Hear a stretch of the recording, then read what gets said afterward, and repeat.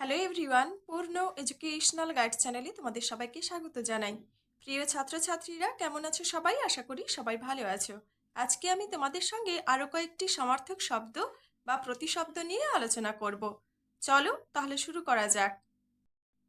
ভিডিওটি শুরু করার আগে তোমাদের সবাইকে বলে রাখি, তোমরা যারা চ্যানেলটি নতুন ভিজিট করছো অবশ্যই চ্যানেলটিকে সাবস্ক্রাইব করে পাশে থাকা বেল আইকনটি ক্লিক করে দিও, যে কোনো ধরনের শিক্ষামূলক ভিডিও সবার আগে পাওয়ার জন্য। 1 নম্বর কি রয়েছে দেখো, চোখ। চোখের সমার্থক শব্দগুলি কি কি রয়েছে দেখো: নেত্র, আঁখি, নয়ন, চক্ষু, অক্ষি, লোচন, দর্শনেন্দ্রিয়। 2 নম্বর হাত। হাতের সমার্থক শব্দগুলি কি কি রয়েছে দেখো: হস্ত, বাহু, ভুজ, পানি, কর। 3 নম্বর পা। পায়ের সমার্থক শব্দগুলি কি কি রয়েছে দেখো: চরণ, পদ, পাদ, কদম, ঠ্যাং। 4 নম্বর মেঘ। মেঘের সমার্থক শব্দগুলি কি কি রয়েছে দেখো: ঘন, জলদ, পয়োধর, বারিদ, জলধর, নীরদ, জিমুত। 5 নম্বর আকাশ। আকাশের সমার্থক শব্দগুলি কি কি রয়েছে দেখো: গগন, নভ, বোম, অম্বর, দুর্লোক, খ, অন্তরিক্ষ। 6 নম্বর রাত্রি।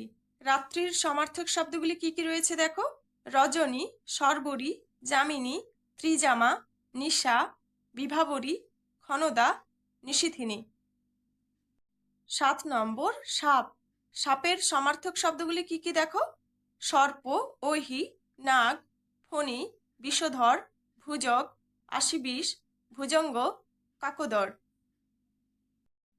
8 নম্বর হাতি।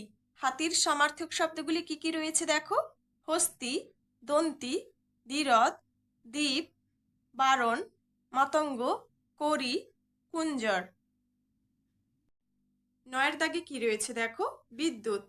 বিদ্যুতের সমার্থক শব্দগুলি কি কি রয়েছে দেখো: তড়িৎ, অশনি, সৌদামিনী, চঞ্চলা, চপলা, বিজলি, ক্ষণপ্রভা। 10 নম্বর রাজা।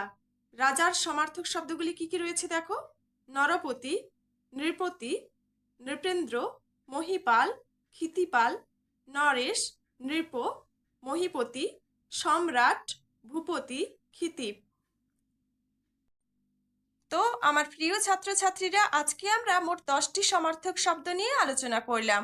তোমরা এই সমার্থক শব্দগুলি করো। পুরো ভিডিওটি কেমন লাগলো অবশ্যই কমেন্ট করে জানিও। ভিডিওটি ভালো লাগলে আমার চ্যানেলটি সাবস্ক্রাইব করে দিও, লাইক, শেয়ার ও কমেন্ট করে দিও। আর তোমরা যদি সমার্থক শব্দের আরও অন্যান্য ভিডিও পেতে চাও অবশ্যই কমেন্ট বক্সে কমেন্ট করে জানাও। আজকে এই পর্যন্তই, দেখা হচ্ছে পরের ক্লাসে। ভালো থেকো, সুস্থ থেকো। ভিডিওটি দেখার জন্য সবাইকে ধন্যবাদ।